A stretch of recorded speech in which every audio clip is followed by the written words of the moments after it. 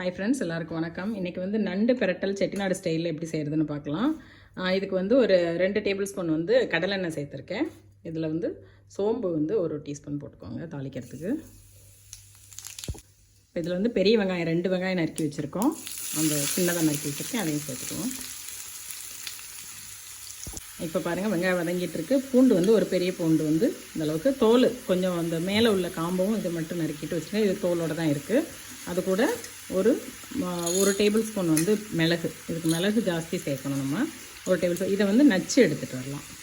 மிளகா வந்து இப்படி கீறி வச்சுருக்கோம், பச்சை மிளகா, அதையும் சேர்த்துக்கோங்க. கொஞ்சம் கருவேப்பிலை. வெங்காயம் வதங்கிடுச்சு. இப்போ 2 மீடியம் சைஸ் தக்காளி சேர்த்துக்கோங்க.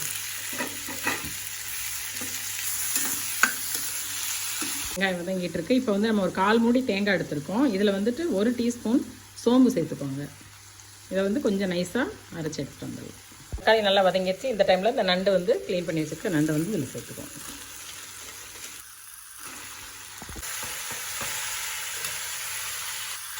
நண்டு கொஞ்சம் வதங்கிடுச்சு. இப்போ வந்து நம்ம மிளகாத்தூள் சேர்த்துக்கலாம்.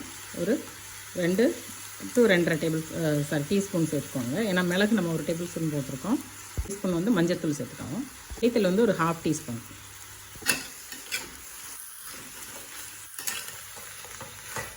ஒரு 2 நிமிஷம் வதக்கிட்டு அதுக்கப்புறம் வந்து நம்ம இந்த பூண்டு மிளகு வந்து நச்சு வச்சுருக்கோம்ல, இந்த மாதிரி நச்சு வச்சுக்கோங்க.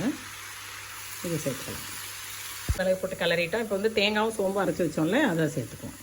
வைக்கிறதுக்கான தண்ணியும் சேர்த்துக்குவோம். இப்போ கொதிக்க ஆரம்பிச்சிருச்சு. இந்த டைமில் இதுக்கு தேவையான அளவுக்கு உப்பு சேர்த்துக்குவோம். அது நண்டு கொதிச்சிட்ருக்கு. இந்த டைமில் உங்களுக்கு உப்பு காரம் ஏதாவது வேணால் சேர்த்துக்கோங்க. பாருங்கள், கொஞ்சம் நல்லா தண்ணி வச்சு பரட்டின மாதிரி வந்துருச்சு. இப்போ நம்ம ஆஃப் பண்ணிவிடுவோம். நண்டு நல்லா வந்துருச்சு. பாருங்கள், நண்டு பிரட்டல் ரெடி ஆகிடுச்சு. கண்டிப்பாக எல்லோரும் ட்ரை பண்ணி பார்த்துட்டு எப்படி இருக்குன்னு கமெண்ட்ஸில் சொல்லுங்கள். இது ரசம், சாம்பார், தயிர் சாதம் எல்லாத்துக்கும் ரொம்ப நல்ல காம்பினேஷன். தேங்க்ஸ் ஃபார் வாட்சிங்.